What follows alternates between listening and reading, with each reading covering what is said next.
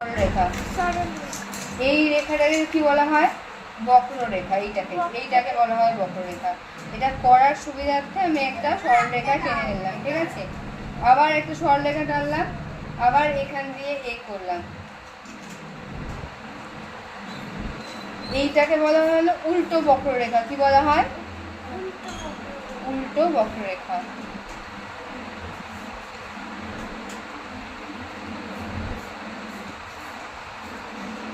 দেখো এইটাকে, এই টোটাল যে জিনিসটা এখন করাচ্ছি এইটাকে বলা হয় হলো আঁকার গ্রামার। এই জিনিসগুলো যদি তুমি শিখতে পারো তাহলে তুমি যে কোনো কিছু আঁকতে পারবে, হাতটা তোমার সেটিং হয়ে যাবে। এই জন্য এই জিনিসগুলোকে প্রত্যেক দিন প্র্যাকটিস করতে হয়।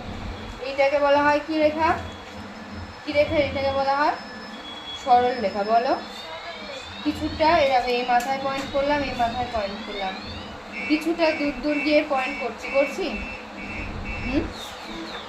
এই এবার কি করব, এই মাথাগুলোতে একটা একটা করে এরকম দাগ নামিয়ে দেবো।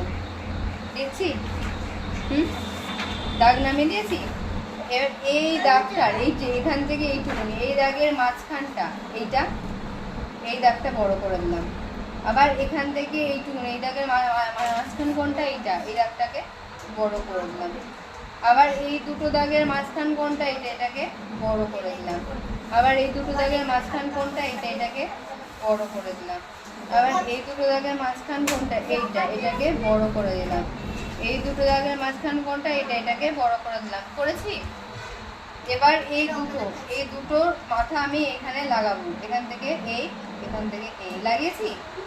এই যে এই দুটো মাথা, এই মাথা, এই মাথা, এই মাথাটা এখানে লাগাবো। এখান থেকে এই, এখান থেকে এই লাগিয়েছি।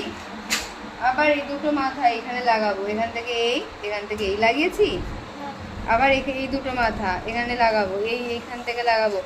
এই এখানে আঁকা হচ্ছে। এই চুপ, এই দুটো মাথা, ঠিক আছে? এই যে এই দুটো দাগ, এই মাথা, কোনো কথা বলবি না।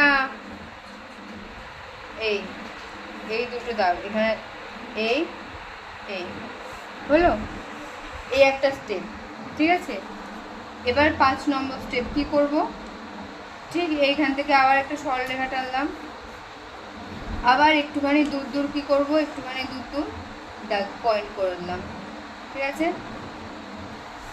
এবার এই দাগটা, এই যে প্রত্যেকটা দাগে এরকম দাগ দিয়ে নিলাম। দিয়েছি? দেখছি? এই দুটো দাগের মাঝখানে এই দাগটা বড় করে দেবো। এই দুটো দাগের মাঝখানে দাগটা বড় করে দেবো। এই দুটো দাগের মাঝখানে দাগটা বড় করে দেবো।